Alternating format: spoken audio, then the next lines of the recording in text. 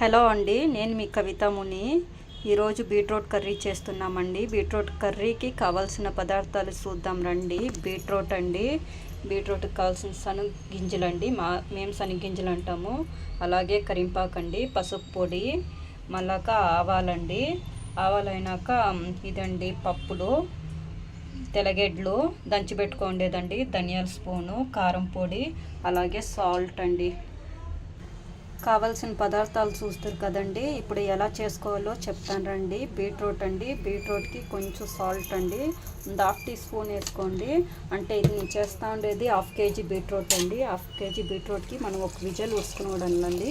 నీళ్ళు ఎంత పోయాలంటే బీట్రూట్ మునిగే అంత పోస్తే చాలండి. బీట్రూట్ మునిగే అంత పోస్తే చాలు పోసండి. ఒక విజల్, కుక్కర్ విజల్ వదిలేద్దామండి. అలాగే మళ్ళీ నెక్స్ట్ టైం ప్రాసెస్ అనేది చెప్తాను రండి. నెక్స్ట్ అండి, ఒక కడాయి పెట్టుకోండి. కడాయి హీట్ అయ్యింది కదండి. ఇప్పుడు శనగగింజలు అంటామండి మేము. ఇది 1 కప్ శనగగింజలు అండి. కొందరు దీన్ని పల్లీలు అని అంటారండి. ఈ విధంగా వేయించుకోవాలి, సన్నగా ఫ్లేమ్లో పెట్టి వేయించుకోవాలండి. చాలా వేయించకూడదు, జోరుగా పెట్టి వేయించకూడదండి. లోగానే అక్కడ మనకి ఫ్రై ఉండలేదు, బయట మాత్రం కలర్ వచ్చేస్తుందండి. స్లిమ్లో పెట్టి వేయించాలి. చూడండి, ఈ విధంగా వేయింది కదండి. ఇప్పుడు నెక్స్ట్ టైం చేయాలనేది చెప్తాను రండి. ఇది ఒక పక్క సైడ్కి పెట్టేయండి, ఆరుకొని మనం మిక్సీ పెట్టుకోవాలండి దీన్ని. అప్పుడే శనగగింజలు వేయించుకున్నాం కదండి, ఈ కచ్చా పచ్చాగా మిక్సీ పెట్టుకోవాలండి. అలాగే బీట్రూట్ ఉడికిపోయిందండి. అంతే, ఇప్పుడు ఎలా చేయాలో ప్రాసెస్ చెప్తాను రండి. ప్యాన్ పెట్టేయండి. ప్యాన్ హీట్ అయినాకండి కొంచెం ఆయిల్ వేసుకోండి. టూ స్పూన్ ఆయిల్ అండి. చూడండి ఆయిల్ ఏ విధంగా హీట్ అవుతుంది. నేను వాడే నూనె అండి శనగగింజల నూనె అండి, అంటే పల్లీల నూనె అండి మేము వాడేది. ఊర్లో శనగగింజలు పండిస్తామండి, అదే మేము ఆడించుకొని వస్తామండి. ఈ విధంగా ఆయిల్ హీట్ అవ్వింది కదా.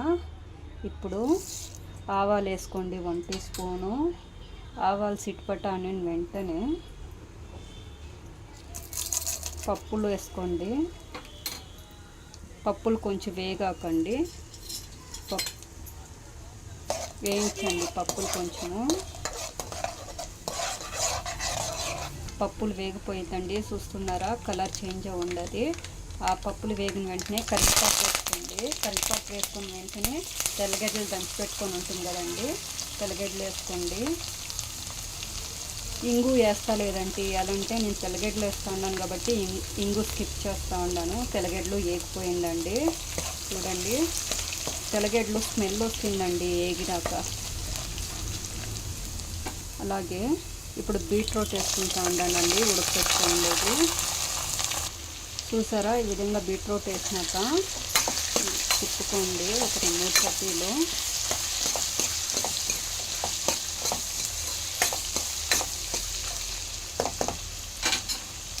ఇప్పుడు కొంచెం పసుపు పొడి యాడ్ చేయండి. అలాగే లైట్గా సాల్ట్ యాడ్ చేయండి. మనం అప్పుడే వేసుకుంటామండి, చూసుకొని వేసుకోండి సాల్ట్.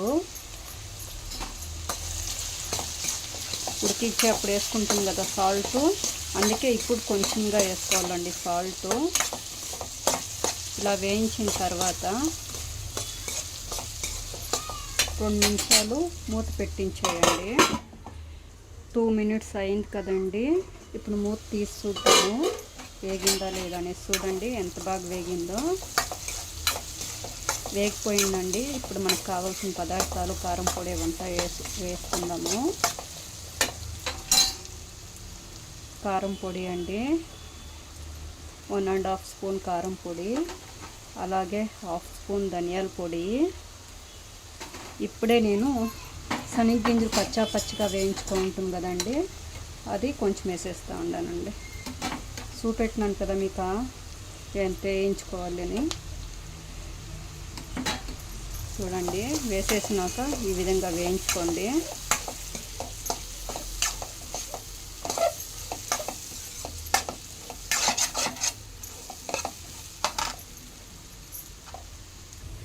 చూడండి, ఈ విధంగా వేయించుకున్నాం కదా.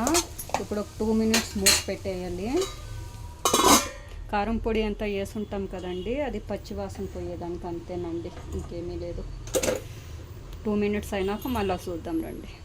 చూడండి 2 మినిట్స్ అయింది కదా, ఇప్పుడు మూత తెసి చూద్దామండి.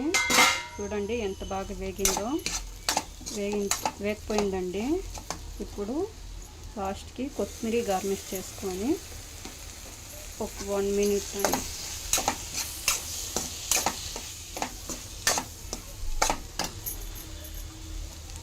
అంటేనండి బీట్రూట్ కర్రీ అయిపోయింది. దీన్ని చపాతీలోకి, రైస్లోకి, అలాగే రోటీ దీనికంతా చాలా బాగుంటుందండి. ఒకసారి మీరు ట్రై చేసి చూడండి. అలాగే లైక్ చేయండి, షేర్ చేయండి, కామెంట్ చేయండి, సబ్స్క్రైబ్ కూడా చేసుకోండి. ఎవరు సబ్స్క్రైబ్ చేసుకోవటం లేదండి. ఒకసారి చూడండి, మీరు ఒకసారి ట్రై చేసి చూడండి, చాలా బాగా వస్తుంది. ఓకేనండి.